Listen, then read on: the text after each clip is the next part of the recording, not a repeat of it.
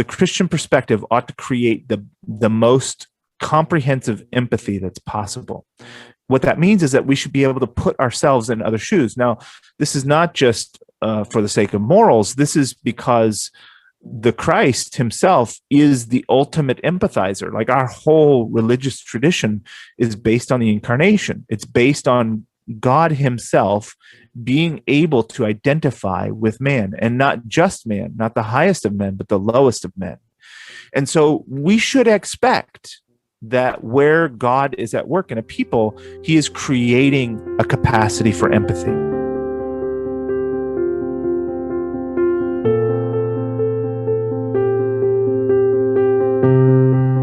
Father, we come before you today, thanking you for another day in which we could work, which we could study, read, do whatever, all for your honor and your glory, Lord. I pray that as we come to this time now, Lord, that Brother Matthew may speak clearly and articulately, and that we may be impressed and burdened with this topic for us, Lord. Please be with Matthew as he speaks, Father, over the next number of minutes. In your holy name, amen. Amen. I've had a bunch of conversations lately about Zionism. There was a recent intifada, another one that lasted for 11 days. And whenever that happens, whenever there's an uptick in violence in Israel, especially Palestinian violence, there's a lot of conversation that happens in the Christian community about the Christian perspective of modern Israel. And I find that a lot of the conversations that I have with people, the problem is not so much that we have differing views as much as people don't understand either the implications or the origins of their ideas. Like, there's not a lot of people that understand the perspective that they're presenting and where it comes from. A little bit of personal background. I grew up in a dispensational environment and church. I was an early adopter of the Left Behind series. I read them voraciously. I would wait for them to come out in print and gobble them up as quick as I could. My grandfather was a Baptist preacher, and he spoke often on Israel and the covenant promises. And for him, especially, the friend of Israel is the friend of God. Whoever blesses them will be blessed by God, and whoever curses them will be cursed by God.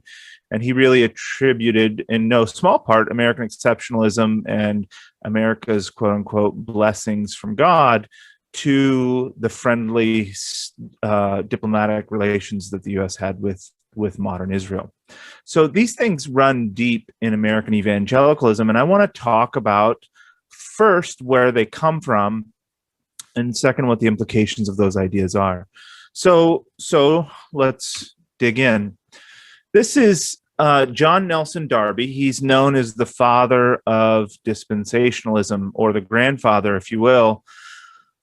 He was born in 1800, died in 82.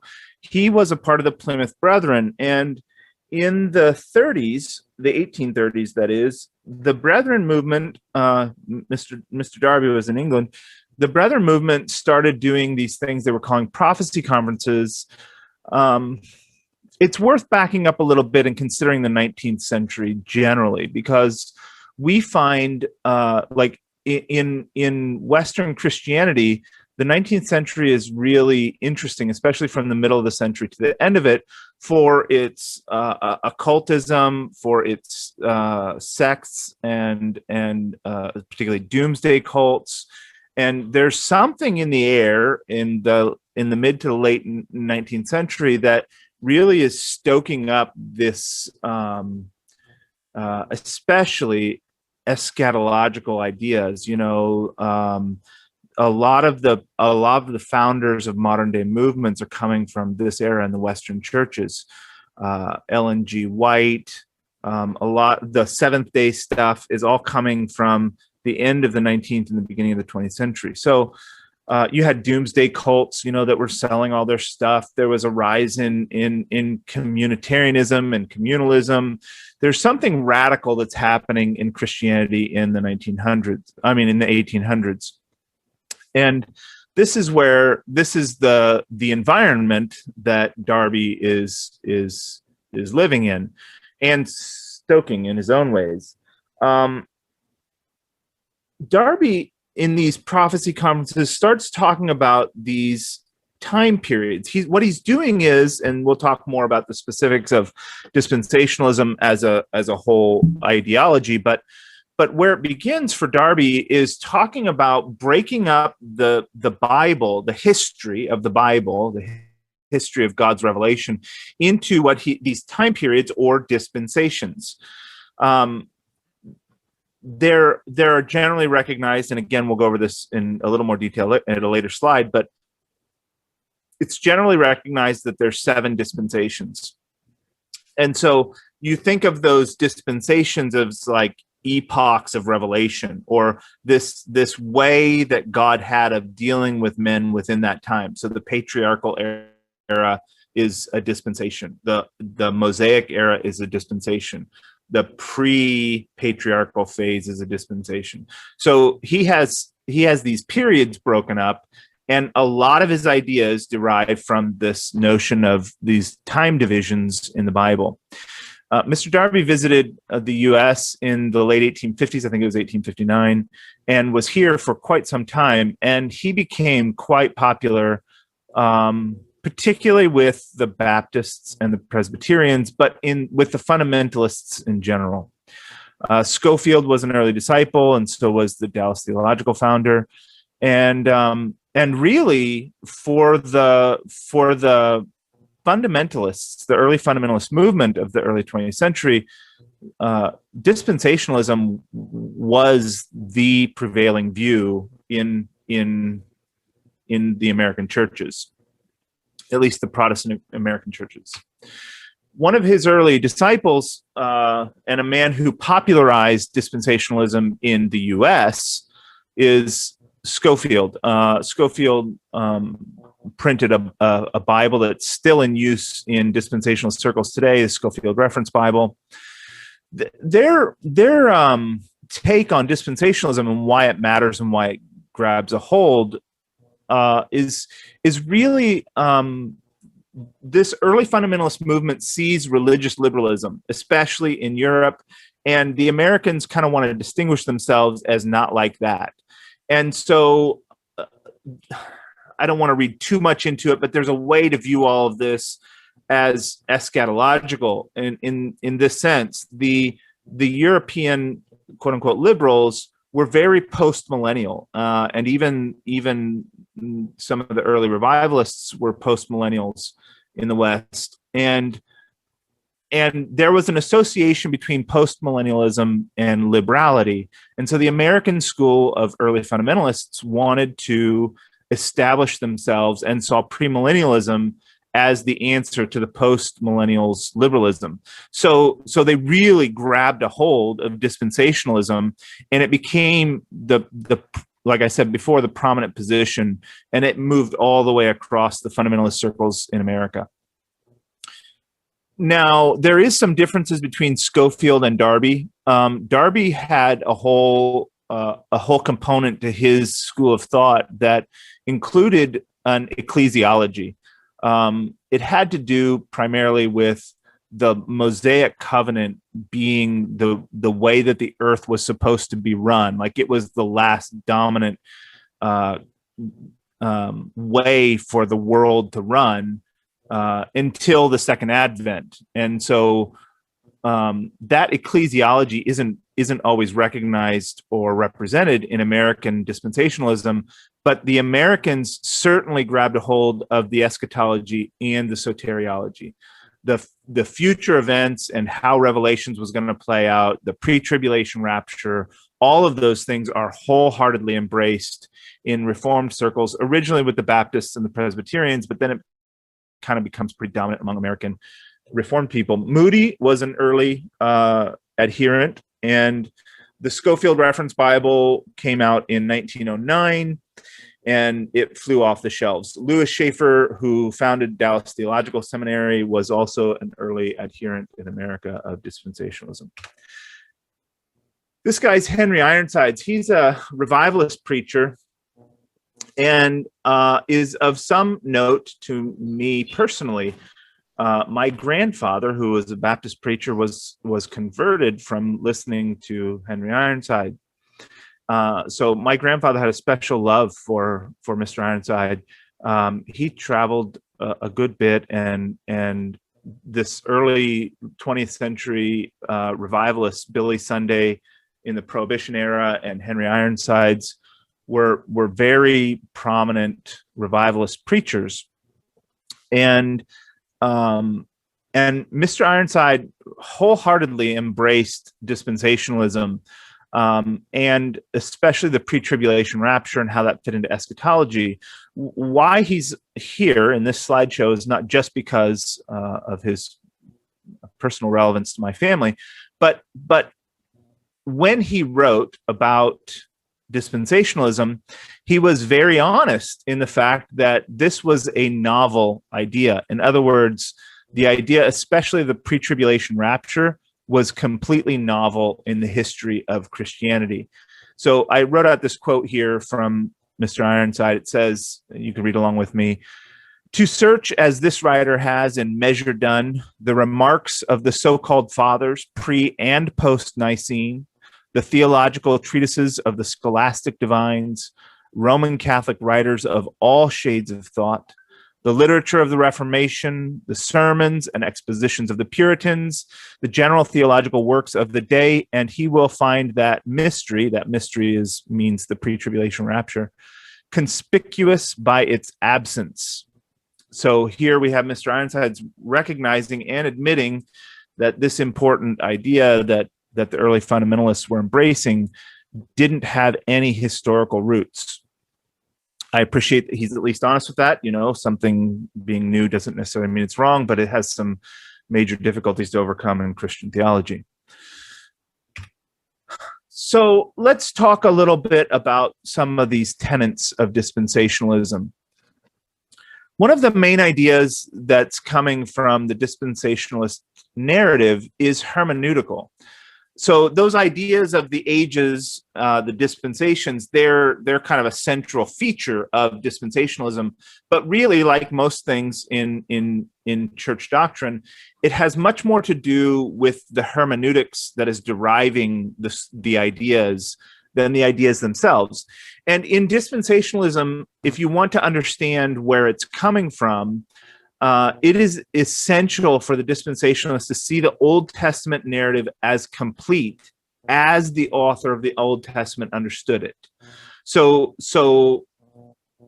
to put that in a little more understandable terms, whatever's written in the Old Testament means exactly what it meant to that author and to that audience.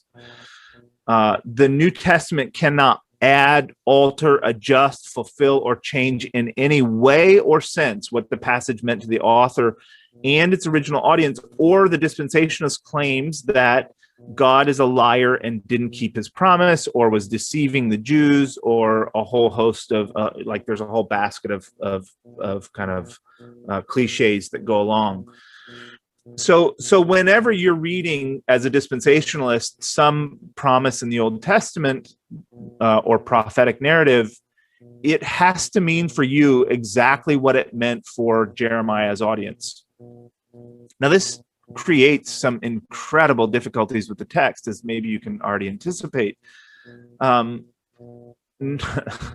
least of which the whole book of Galatians. But I don't want to strawman this. Let's look at some real practical examples. Where this leaves dispensational thought is that the misunderstandings of the Jews and the disciples, they were using this exact hermeneutic. Like the Pharisees, when they say, go and read, no prophet arises from Nazareth, is using this exact hermeneutic template. Like, it has to mean exactly what it says, and there can't be any variation. We must understand it as it is. Think of Jesus's discourse about the temple and switching, tear down this temple and I'll build it again in 3 days. The idea that Jesus was using the word temple and meaning himself and his body and his own death and resurrection is incompatible. And that's a big deal. It's incompatible with dispensational notions.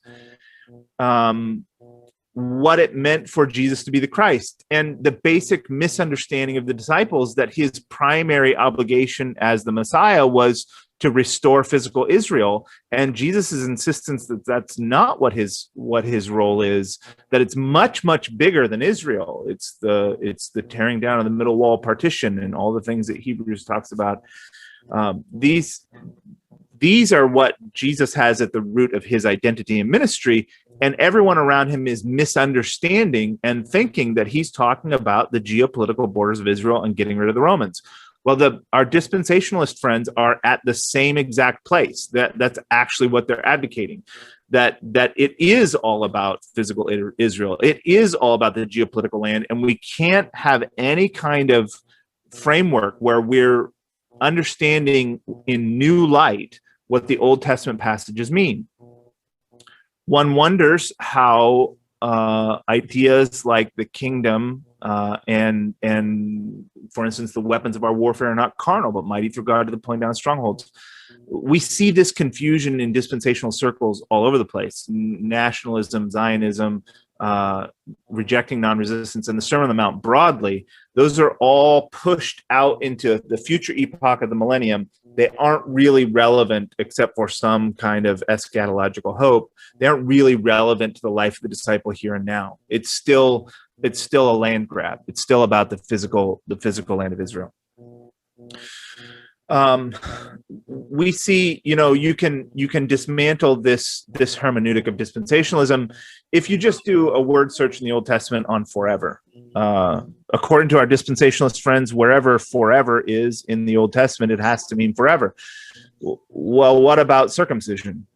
If God is saying in the Old Testament dispensation that circumcision is a covenant forever, and the New Testament is claiming that it's not for the church, how does that make sense? How can circumcision be forever and not be for all of God's people? That it's almost irreconcilable.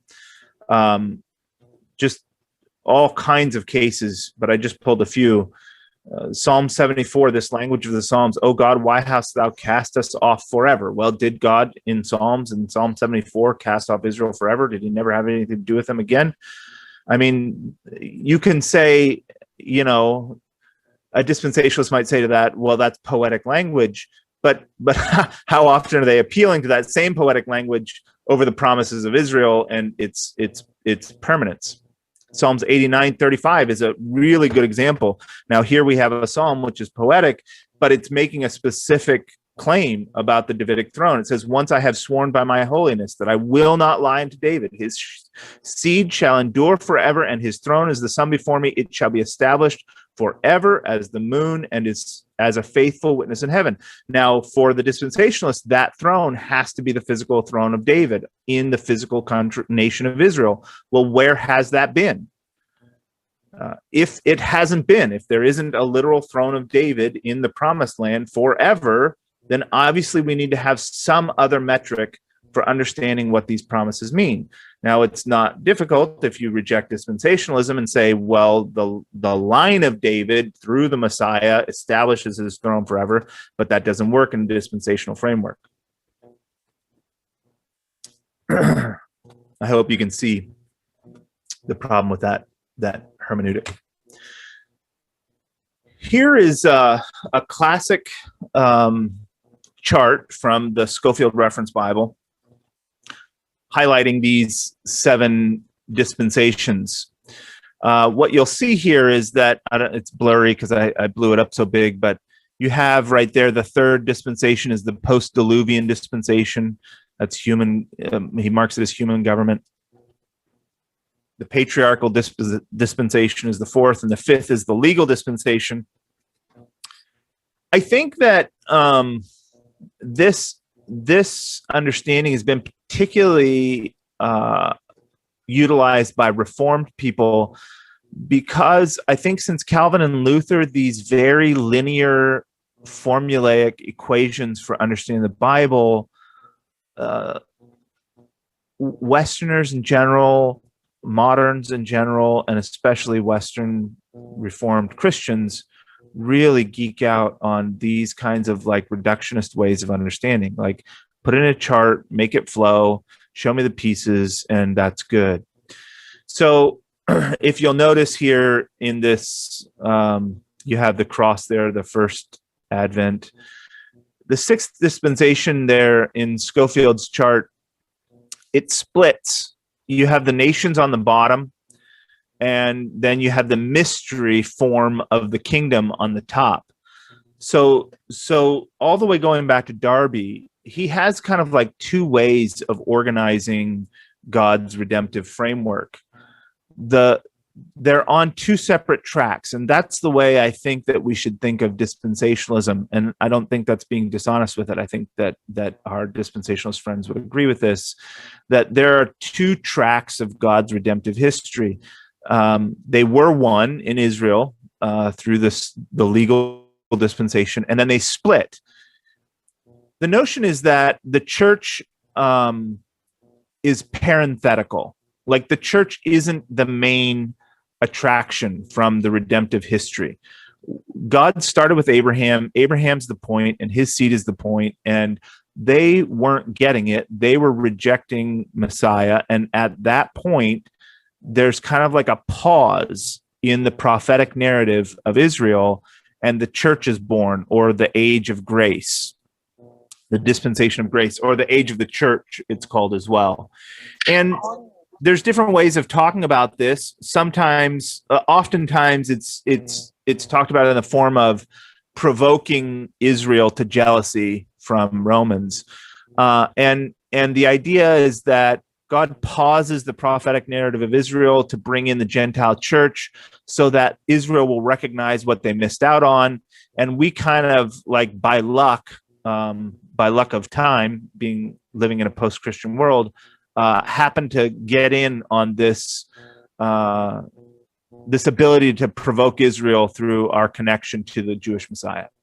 But the other track of Israel is still running, and in order for the prophecies to be fulfilled, the church needs to get out of here so that God can deal with Israel again, the real apple of his eye and his real interest in redemptive history.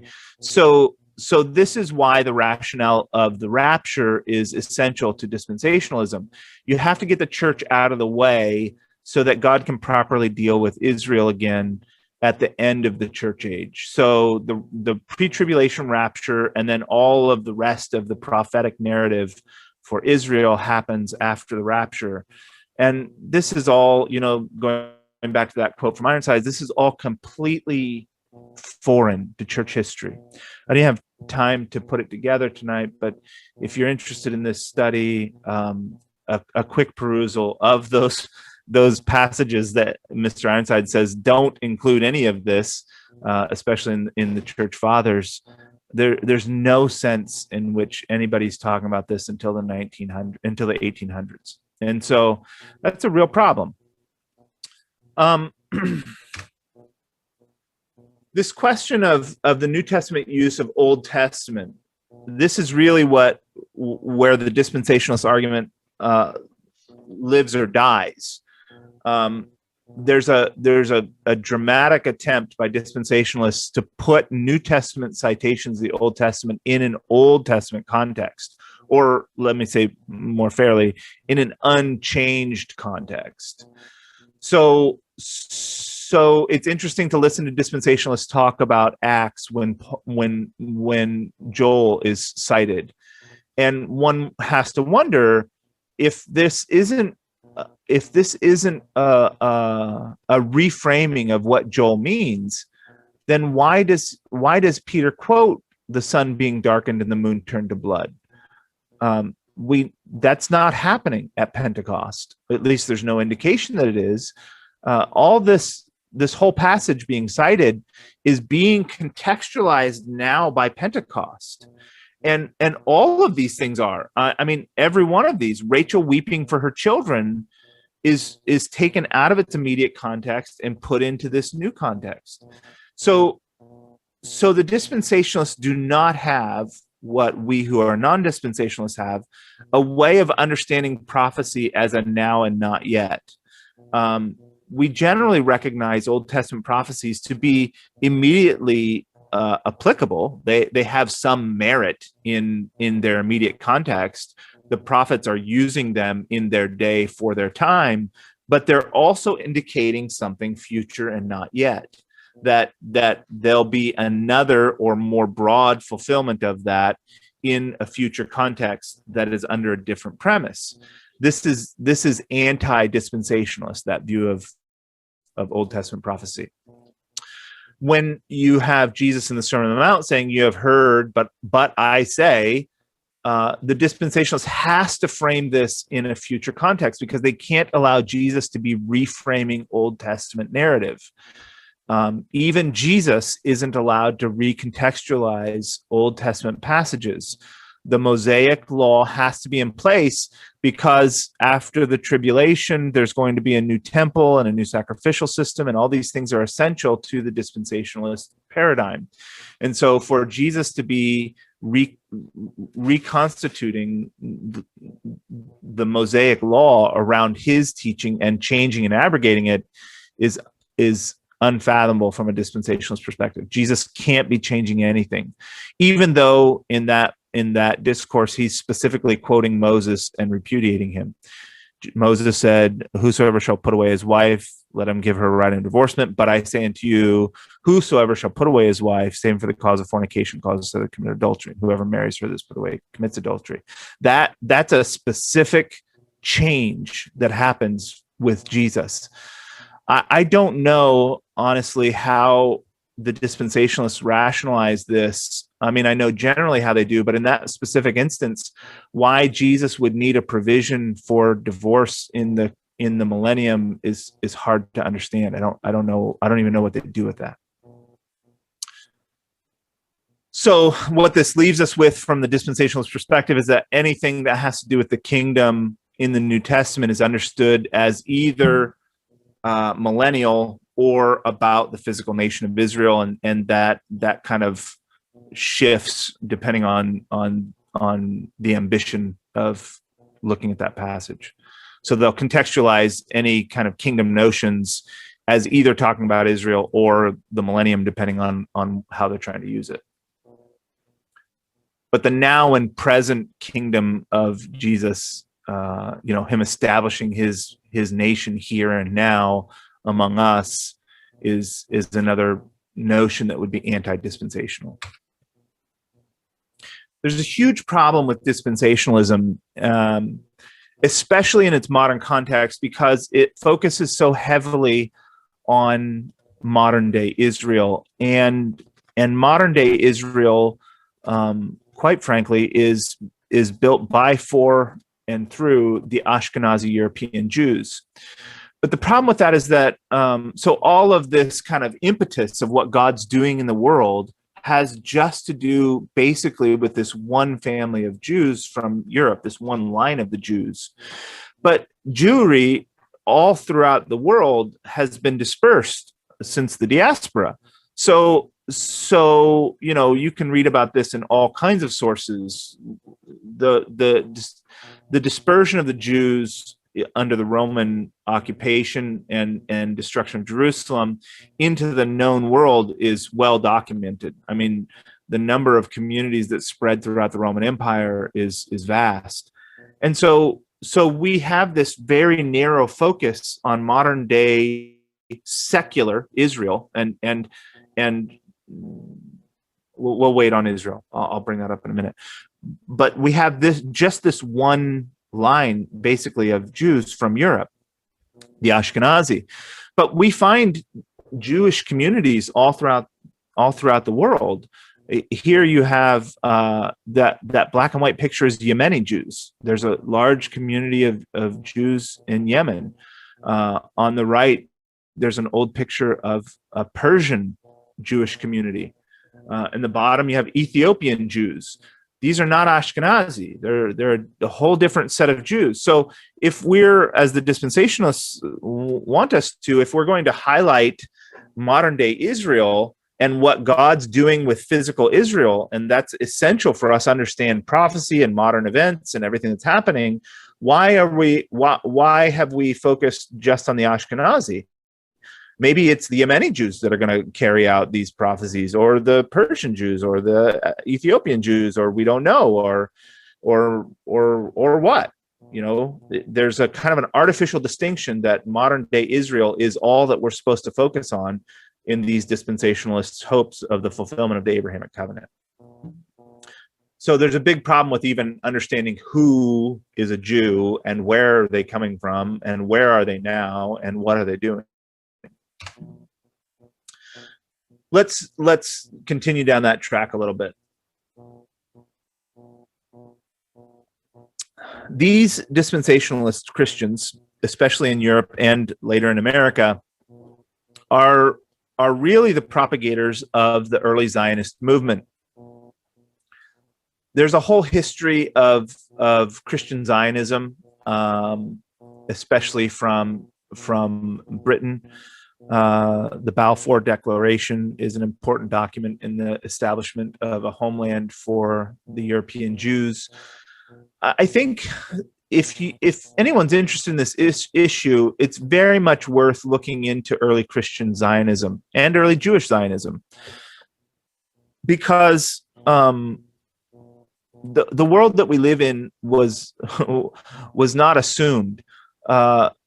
There's I quote here in this first paragraph an author, a Jewish scholar by the name of Anita Shapira, and she says in a book, the idea of the Jews returning to their ancient homeland as the first step to world redemption seems to have originated among a specific group of evangelical English Protestants that flourished in England in the 1840s, and they passed this notion on to Jewish circles who, at least in Britain, were very opposed to the expatriation of European Jews to a new homeland.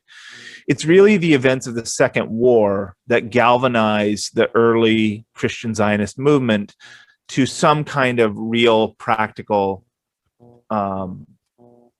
political movement.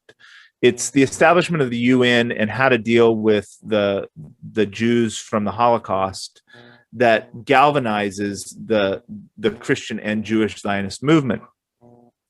There were several different ideas about where a homeland for the Jews could be found, and in no small part due to the dispensationalist evangelical Christians, Palestine becomes the main focus for where the Jewish homeland should be. The problem is that there were already people who lived in Palestine. I don't know. We're already at 40 minutes, so what I would probably like to do is maybe do a follow-up to this meeting on specifically Zionism and the establishment of the secular nation state of Israel. But in brief, 1948 is the year of the establishment of that state. And I grew up in dispensationalist circles with the prophecy clock beginning in 1948, because the generation that saw the restoration of Israel was supposed to see the Messiah come. And so 48 starts the generation clock. Well, that generation clock is all but gone. We're quick going to be at the place where nobody was alive then for the establishment of Israel. So then, since the prophecy clock started for the dispensationalists with the return of Israel, a nation state of Israel,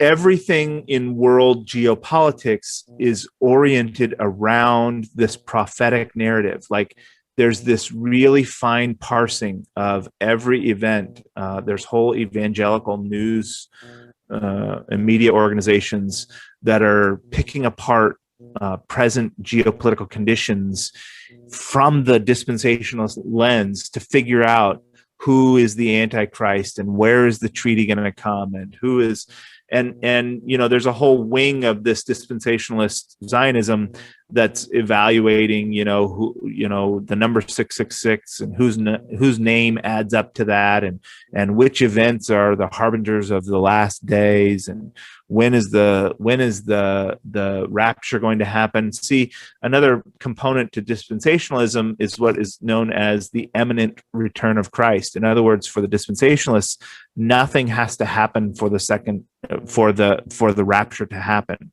So the 7 years of tribulation has to happen for the advent, but that could start at literally any moment. So dispensationalist Christians are waiting, maybe tonight, maybe tomorrow, for the rapture to happen, and then the tribulation will happen. There's all kinds of problems with that theologically.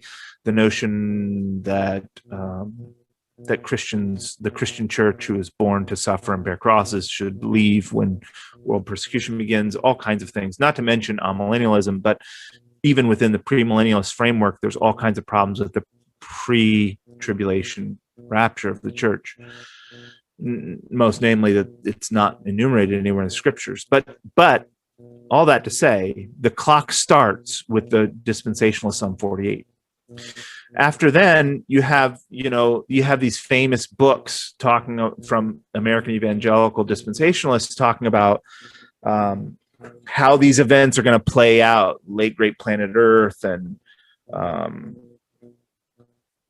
a whole litany of books come out describing world events from the terms of Antichrist and the treaty with Israel and how all this is going to happen. The Left Behind series begins, and everyone is just analyzing every name. I grew up like that. I think this is what was intriguing to me. Was Revelations as a young boy, to me, was like a mystery novel. And it was playing out in diplomatic international relations like a choose your own adventure. Like, you could look at the newspaper and try to sort a way that this meant that.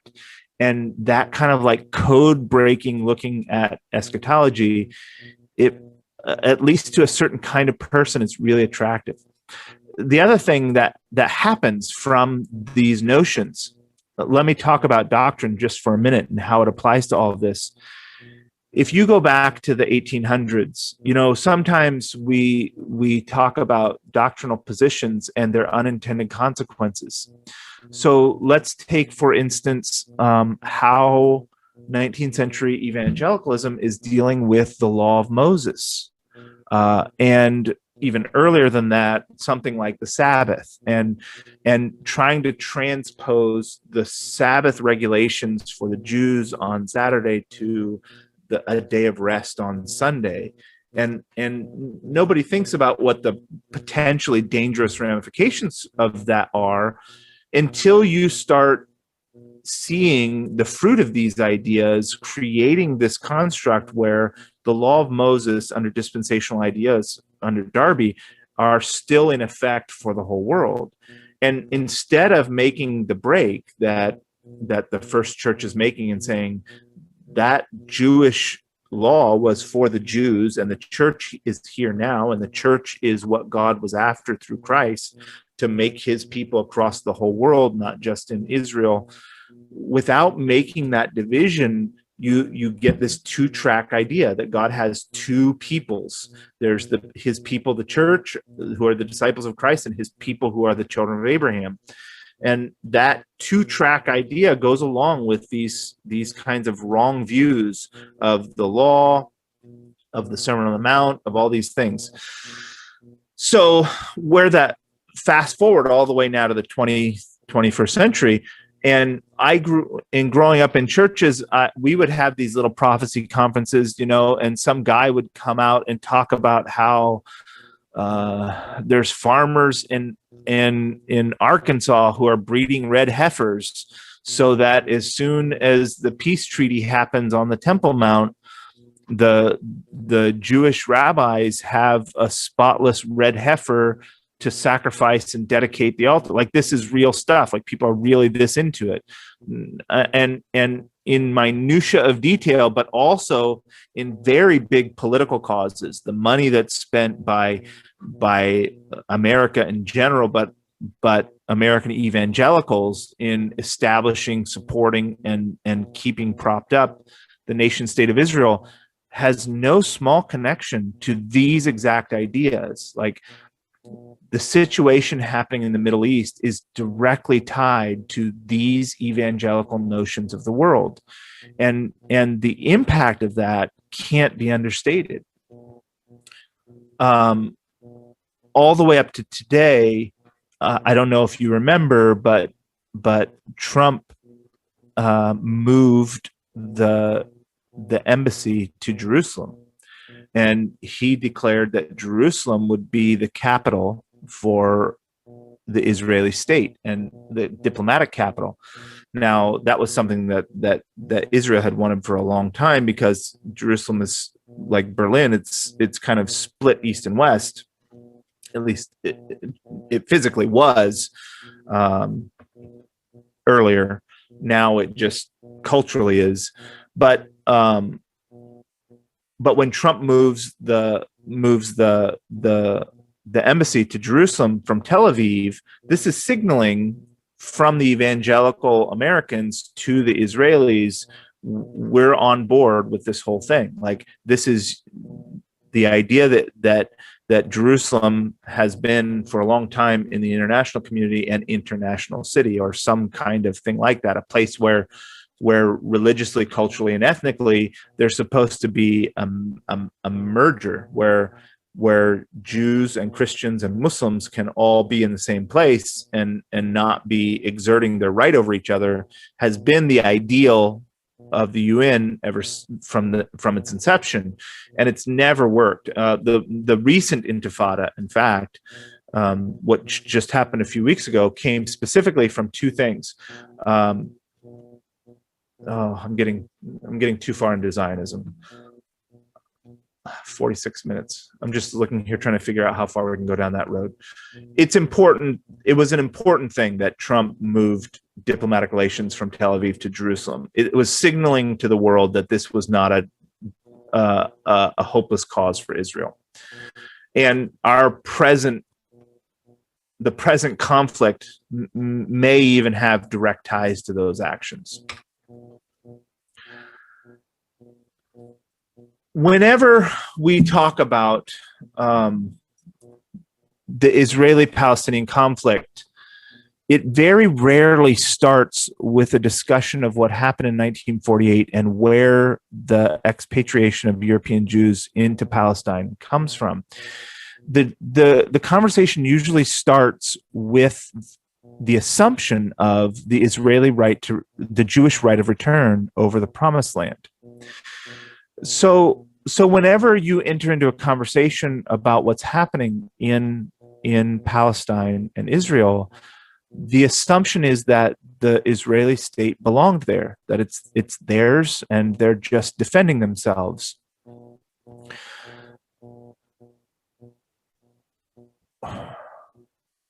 I was speaking with Finney about having this meeting. It's something I've wanted to put together for some time, because it's a cause that I feel personally passionate about for two reasons. I was deceived by dispensationalism all throughout my youth, and I recognized that there's some very dangerous implications from it. It really messes up how you view Jesus's teachings, the kingdom of God, God's redemptive plan. It really shifts and alters a lot of important concepts for Christianity. So I have my own kind of like personal sense of betrayal, but there's also a real horrifying situation that's happening for Palestinians. I put up here this chart on table 12, Operation Protective Edge. That was the 2014 Intifada under Barack Obama. And you can see there what defense of Israel looks like from the perspective of Palestine. There's 1,600 civilians killed in the 2014 Intifada and 6 Israelis. There's 550 children killed. This was when, this is probably in 2014 is when the Palestinian issue became, to me, a very important issue about oppression and the destruction of people and their lives. 550 children were killed in the 2014 Intifada. 18,000 homes were destroyed. 200 places of worship. 285 kindergartens were damaged or destroyed, and 73 medical facilities in Gaza were bombed and destroyed. And we saw a similar trajectory just in the 11 days that the last Intifada happened a few weeks ago. Now, when I spoke with Finney about this, he cautioned me, and it's a valid caution, and I appreciate it, and I hear it.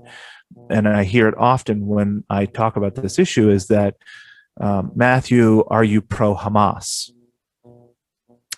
No, I'm not pro-Hamas. I'm not pro-PLO. I'm not pro-war. I'm not pro-Palestinian state over Israeli state. But what I am is I'm interested in Christians approaching world events from a Christocentric perspective. And what I think that means is that whoever is killing women and children is automatically the bad guy, regardless of what the political situation is, regardless of the borders, regardless of the controversy, regardless of the politics involved in the situation. Whoever is killing the most children and women and innocent civilians automatically is the bad guy. And that's irrespective of any other conditions. And I think that's a simple Christian perspective. I think that what flows out of the Christian community ought to be the ancient call of the prophets and the modern call of the apostles to judge for the widow and the orphan and the oppressed. Like that's not lost on Ezekiel and Isaiah and Jeremiah's generation. That's a call for the church today to be involved in where there are widows, where there are orphans, where there is oppression. We have something to say. And when we consider this situation, regardless of the politics, regardless of the government bureaucracies involved or the military bureaucracies involved, there's something to be said about these situations. I think another Christian perspective of the modern crisis is that the Christian we ought to be the best at empathy. Okay, so the Christian perspective ought to create the most comprehensive empathy that's possible. What that means is that we should be able to put ourselves in other shoes. Now, this is not just for the sake of morals. This is because the Christ himself is the ultimate empathizer. Like our whole religious tradition is based on the incarnation. It's based on God himself being able to identify with man, and not just man, not the highest of men, but the lowest of men. And so we should expect that where God is at work in a people, he is creating a capacity for empathy. So a capacity for empathy says, when I look at these conflicts, when I look at the Israeli-Palestinian conflict, I ask myself, what would it feel like to be an Israeli in this conflict? What would it look like to be a Palestinian in this conflict? And to empathize through those perspectives. If we do those exercises, I think that there are some really clear and present conclusions about how we should feel and where we should be concerned and where our sympathy should lie and what we should be concerned about and what we should want to do if we have any capacity or ability. Our prayers, our attentions, our energies, our finances and resources, and our concern. That exercise of empathy should be guiding and directing how we think about these things before geopolitics does, before eschatological theories do, before anything else. Human empathy should be what our primary motivation in understanding these situations. Let me just close with a few more slides, two more in to be exact. What you have here on the left, I think you're seeing the screen the same way I am, is a basically modern political map of the Middle East. You see Egypt in the bottom left and Syria in the top right, Jordan, Saudi Arabia, Iraq, and Israel and Lebanon. That's a current map of the Middle East. If you shift your attention to the top right, this is an ancient map of Israel, and you'll see the red line there is from Numbers 34, and the blue line is from Ezekiel 47. Those are the political borders from Numbers and Ezekiel. Now, if you go down, so that was the borders traced out within those texts. But dispensationalism wants to establish the promise of Abraham. So if we're talking about what according to the dispensationalists God want to do with the Middle East as a geopolitical nation of Israel, it's actually much, much broader. What the dispensationalists want to bring about and actively are participating politically, economically, and in other ways to bring about is an Abrahamic land covenant. So what that means is in the bottom left corner, you see the Nile traced out in red, and you see the Euphrates traced out in red in the top right. That's the borders from the Abrahamic land covenant. What the dispensationalists want is not just we need to be clear so that we understand motivations. Like if we're going to talk about these conflicts, like particularly in the West Bank and Gaza, we have to understand what the dispensationalists' claim is. Their claim is that not just Palestine, but that large part, the whole Sinai Peninsula, that large part of Egypt, down into Saudi Arabia, all the way up across Syria to the Euphrates, is the land covenant, and that Israel is going to be within those borders. That's what God will establish in the end as the nation of Israel, because it has never been that, and that's what was promised. And so since those can't change according to dispensationalist ideology, this is where Israel is headed.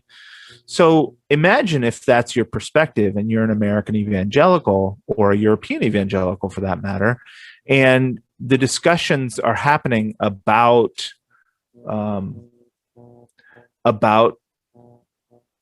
Palestinian conflict. Well, according to the dispensationalist ideas of Zionism, the Palestinians have no right to be there. In fact, the Palestinians are a cursed people. They're the Edomites. They're the ones that God is against. If all of those things stand exactly as they did when they were written, then there's no mercy to be had from the evangelical Christian community towards Arabs, towards Palestinians, towards anyone in that region, because those are God's people and that's God's land. And so we'll have to do whatever we have to do to get rid of them so that we can establish the nation of Israel, so that the second advent can come, or so that we can set up the stage for the rapture, or all these things. And this is where we're changing from a biblical theological framework into a manifestation of real events on earth. Like there's a direct tie between these events and Christian theology that stems from the middle to late 19th century.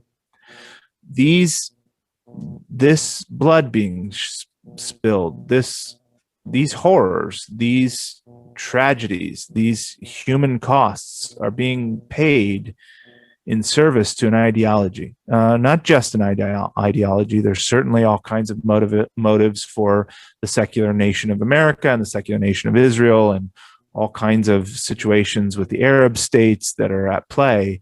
But the ideology behind this, from an American perspective, from an evangelical perspective, all has to do with God's people getting their land back.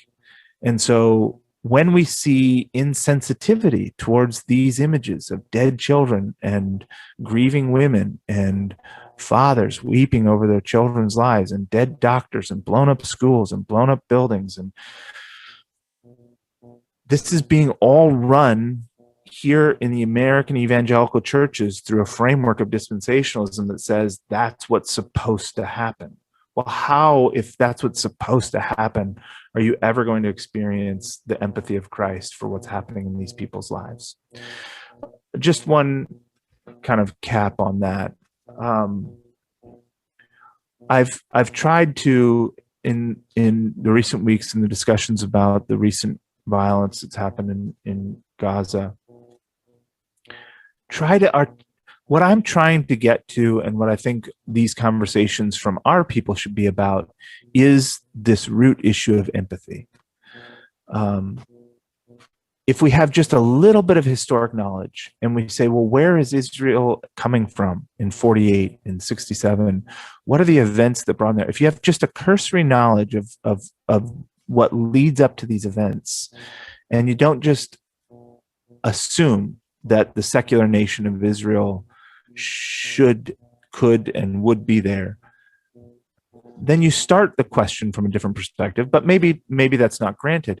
But how does it feel to be a Palestinian Christian or a Palestinian Arab?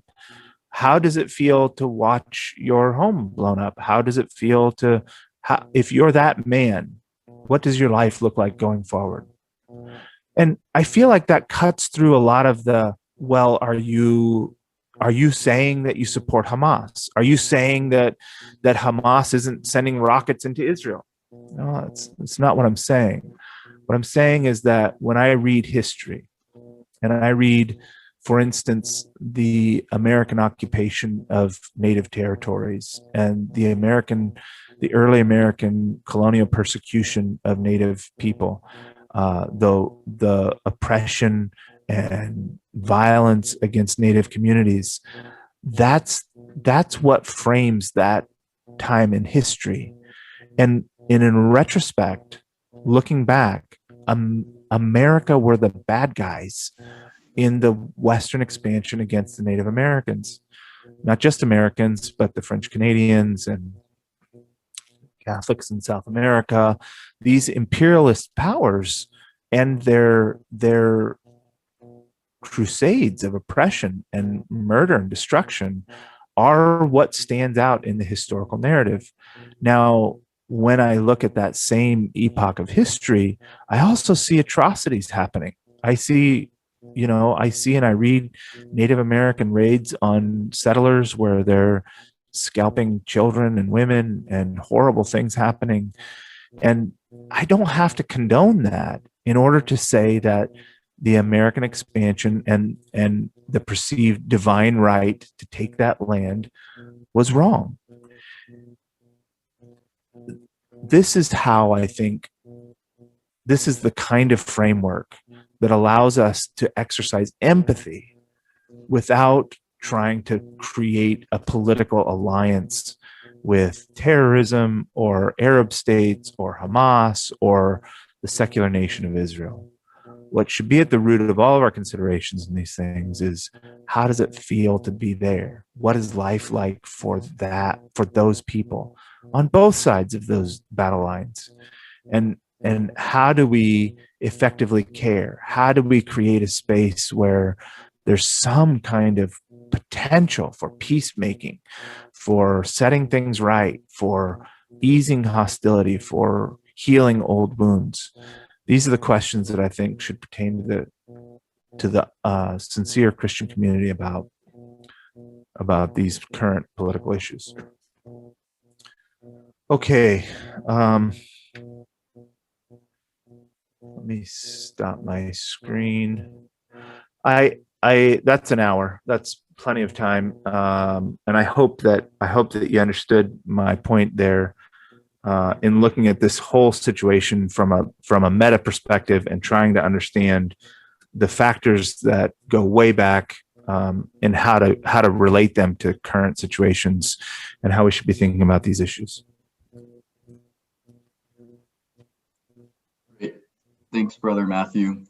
Do you mind if we just do a quick Q&A Sure. with the group here, and maybe any comments from anybody, any one of the brothers that are listening, or anyone? Absolutely. Yeah, let's take 10 minutes and do that.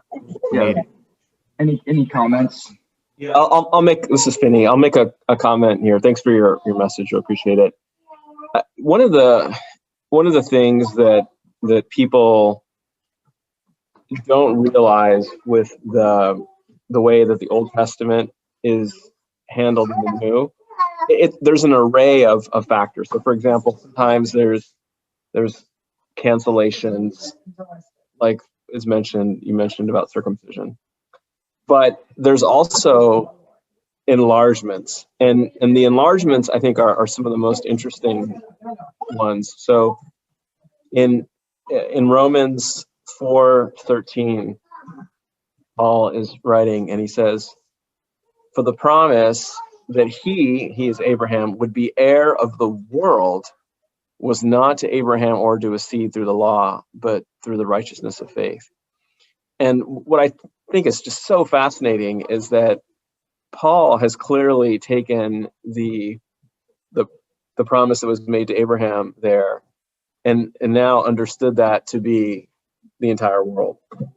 And so it's an expansion that the dispensationalists just miss. Now, of course, Jesus says as much, "Blessed are the meek, for they will inherit the earth."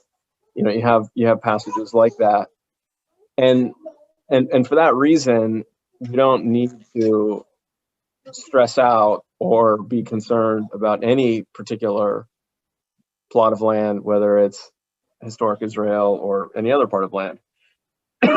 So I just wanted to throw that out as just an important hermeneutical observation, that notion of expansion. Sabbath is in that category as well. That that we're to enter into the Sabbath rest, which it becomes almost a holistic way of life, as opposed to the very narrow Sabbatarian type restrictions that people have gotten hung up on. That's one point. And the second one, this would be one that it'd be interesting for you to hear comments on. What a lot of people don't realize as well is that a lot of the, particularly on the Israeli side, founders, and certainly today the leaders are very secular, and many of them are atheists. Right. And in fact, like, a lot of the key people are atheists, and there's a small minority of people who realize that the dispensationalists claim that God was going to reconstitute Israel and all that, the way that they understand it, pull them out of exile.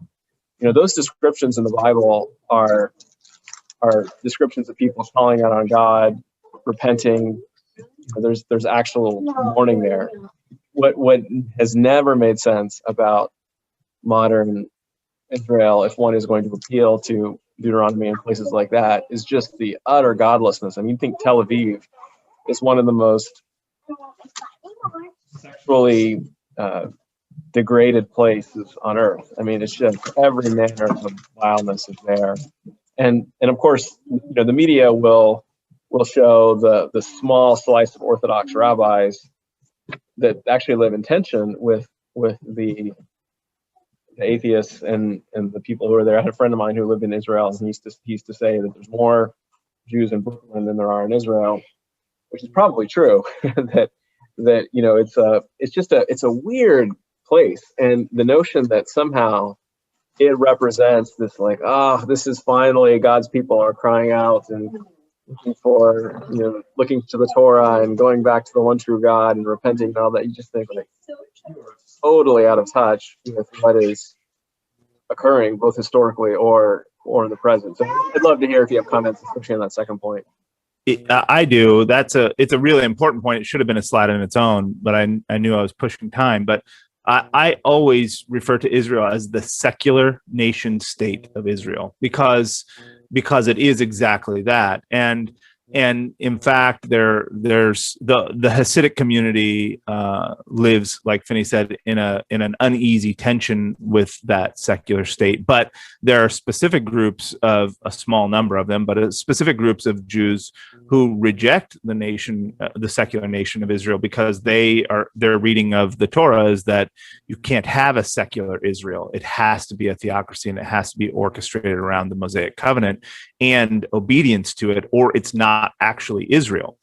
The religious community is the Orthodox religious community is seen as kind of a pariah or problem to the government. And it's worth noting that the new prime minister is the first of Israel's leaders, prime ministers, who is a religiously observant person. At least he was raised that way. He's actually a settler, and the issue of settlements is a huge component to what the problems are in Israel with the Palestinians. The settlements, if you want to look at this issue with any sincerity or seriousness, you need to analyze the settlements and what's happening with Jewish settlers within Palestinian land, because it's just a slow crawl taking of the land, of more of the land, the little bit of land that's been left for the Palestinians, by the sake from religious zealots who are being honest with their claims that all of this land is ours and we should take it. And to the settlers,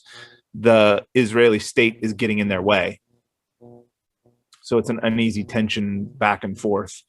The Arabs are enemies of both the state and the settlers, so there's a common enemy, but there's a not easy tension between settlers and the state. And now the new prime minister, if it goes through, if there's a vote of confidence, I think on Sunday, will be actually someone who grew up in a Jewish settlement in Palestinian territory.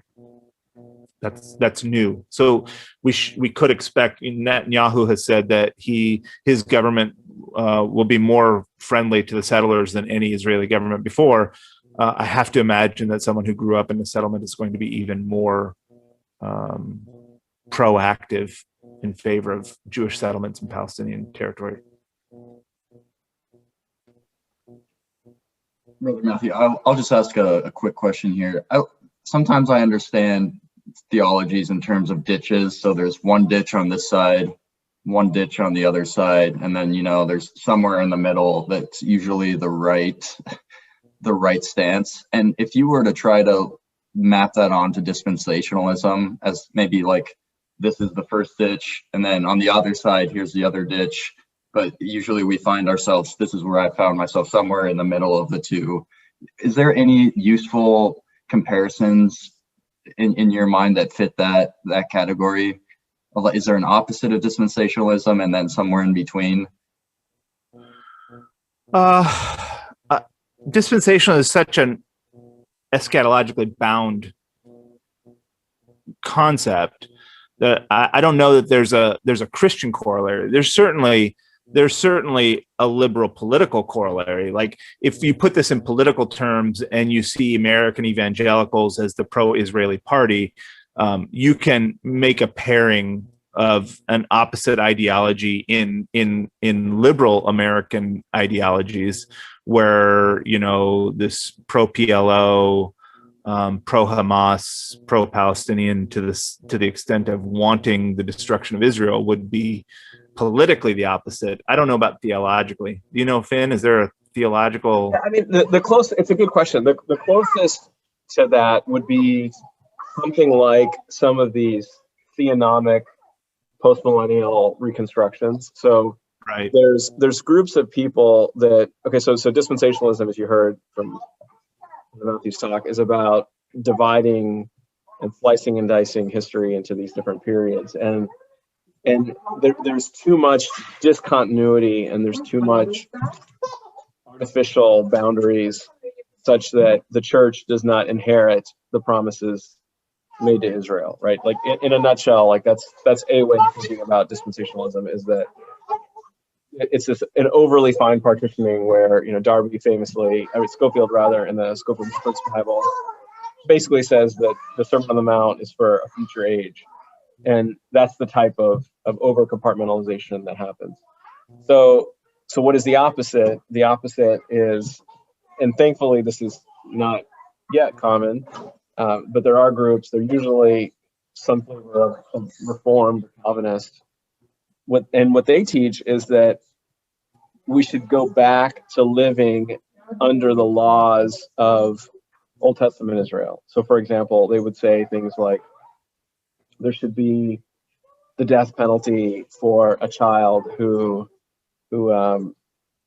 strikes his parents, or the death penalty for homosexuality. All of those laws, they want to bring them back. It sounds very odd, but there's a growing chorus of people who are advocating for that, and they seemingly can't recognize that Jesus fulfilled the Old Testament law and thus transposed the whole system onto us. And so there's like too much of a blurring there. Now, like I said, that's not as common as dispensationalism, for sure. It's never had anything like the Scofield Reference Bible or something like that. And it tends to be, like I said, pretty diehard Calvinists who go that way. Now, you will find on a more moderate note, you'll find people like Abraham Kuyper and some of these folks who are trying to, he was prime minister in the Netherlands, long deceased, but who will try to not do anything as extreme as the theonomic postmillennialists, but nonetheless will advocate that the realm of the church is government, and that like we ought to be like infiltrating all these different areas. And so that is actually much more common, and it's obviously to be contrasted with the two kingdoms type theology there. And so in some ways you can think about, and I'll overstate my case here, but you can almost think about some of these attempts to sort of Christianize governments under the so-called Judeo-Christian value set, right, as a milder form of those theonomic eras and those theonomic systems. And so I would be very cautious about those types of ideas. So that's probably the closest thing as there is to the opposite pole. Thanks. It's helpful. Any other questions before we sort of break off here? Yeah, thank you, Matthew. I appreciate that. The whole dispensational thing. The one thing I'll bring out maybe on this whole spectrum thing, as I ponder the enigma of fundamentalism and what that did with dispensationalism and everything, I would say if you could throw them a bone, which it's hard for me to do, but if you can throw them a bone, the modernism that was blatant in America before fundamentalism and dispensationalism was real, and it was rampant. Mm-hmm. And as crazy as it is, I see that some of these dispensationalist weird science, I mean, literally, they'd come in their churches, and when a time when the Bible, nobody believed the Bible was really meaning anything, the fundamentalists said, not only does the Bible mean everything, let me show you this chart and I can tell you what happens on Tuesday. And right. it gave a sense that I wonder sometimes if we have an appreciation for our Bible, that they rescued us from the modernists. That said, it's bizarre. And I would say that even in like what I see at the seminary level, dispensationalism is kind of dead. Yeah. I asked some of the other, conservative evangelicals and stuff like that. I said, is there any leading figure in dispensationalism today? And no one can really come up with any. It's more this Zionism, if anything. The thing that you're hitting on here is still probably the most pertinent hangover of the whole dispensationalism world. But yeah, it's a strange thing, but it's interesting. In my upbringing, 80s, it was still very big. Obviously, you hit all those novels and everything, but now neo-reformed has kind of taken over the conservative evangelical world. But yeah, I think that you hit an interesting point here with the whole Zionism point of it all. But yeah, so I'll just say this, that I think that The fundamentalism gave us a lot of headaches, but I would say that of taking the word of God and saying, wow, it really means something. So if you're putting on a spectrum, I would say one thing they do well is to believe that we really do have answers to our life in the Bible, where the modernists, it was just getting so,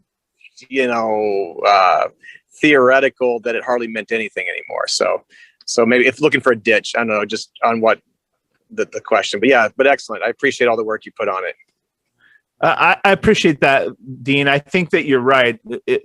Going back to Zach's question, I would put dispensationalism in a fundamentalist ditch with a few other ideologies, and the other side problem is modern relativism. Exactly. Yeah. I would say, as a kid that grew up in dispensationalism, there's the problem, and I think the cautionary tale is that when you spin these yarns about red heifers and all this stuff happening, for any of us who were thoughtful kids watching all that play out, the problems with it were manifest and obvious, and the inclination of many of us who grew up in fundamentalism was to potentially reject everything whole hog. Like when you see these things happening and being drawn out, when you watch, maybe if you're political and you're interested in the Palestinian conflict, when you see what the impact that the Christian church has had on that issue, and you reject the initial premise, it can lead to a rejection of the whole cause. And I think that's true. Absolutely. I say all the time, if the only Christianity I knew was the Christianity I grew up with, I would never, ever be a Christian. I would have rejected it wholesale. Right. There is actually just one little footnote to that. There's the traditional dispensationalism has fallen away. However, there's something called progressive dispensationalism. So some people know the name Darrell Bach, Bruce Ware. Those are both pretty big names, and it's a softer version.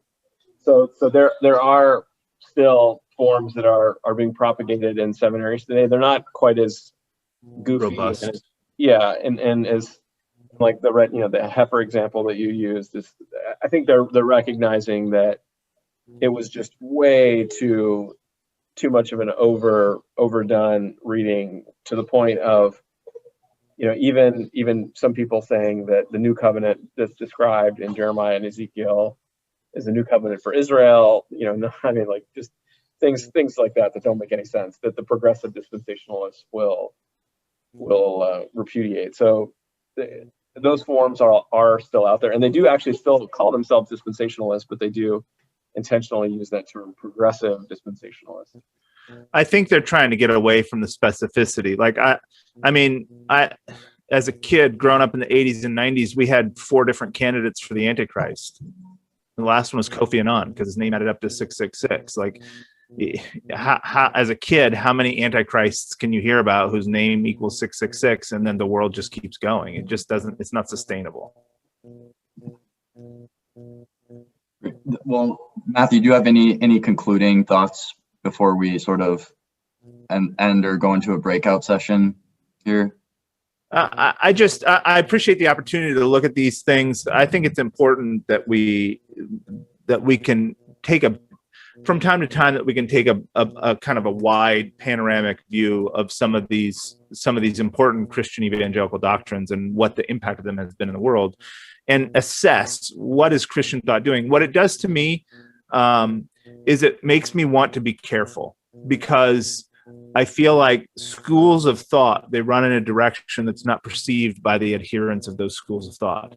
And you almost have to have a retrospective analysis to look at, where did this school lead people to? And it makes me want to be careful about the way that we think about the doctrines that we espouse and the ideologies that we assimilate to, and be very mindful of consequences that we can't see from the way that we think and the ideas that we build our faith out of. Brother Finney, can I tap you on the shoulder to close us out in prayer? And we'll just, I don't know if we can also just lift up the Rays in prayer tonight. I know they had a rough day, so I think it would be really good to just pray for them as they go through their day today and following weeks. Yeah, I'd love to. Let's pray. Father, we do, as we contemplate this topic, we see the power of ideas in full bloom, and how truly theology has shaped the world, shaped nations and ideas and attitudes, and in this case, millions of people have been affected by exegetical methods and approaches that were once seemingly arcane. I pray that this would give us renewed motivation to draw people back to the faith that was once for all delivered to the saints.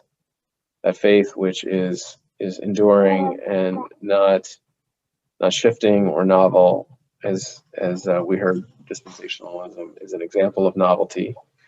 We pray that you would help us to be really grounded and to not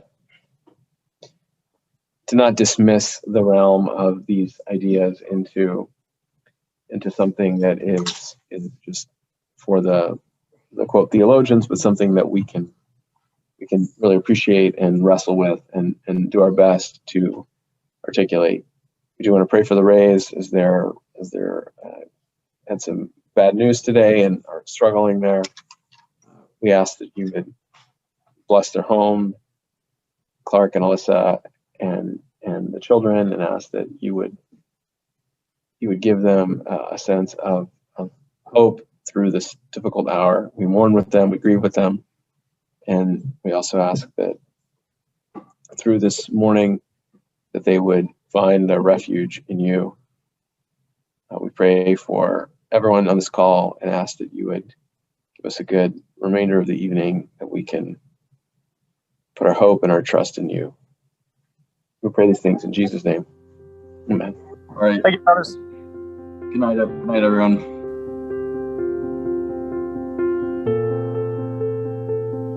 Good night. Thank you, Matthew.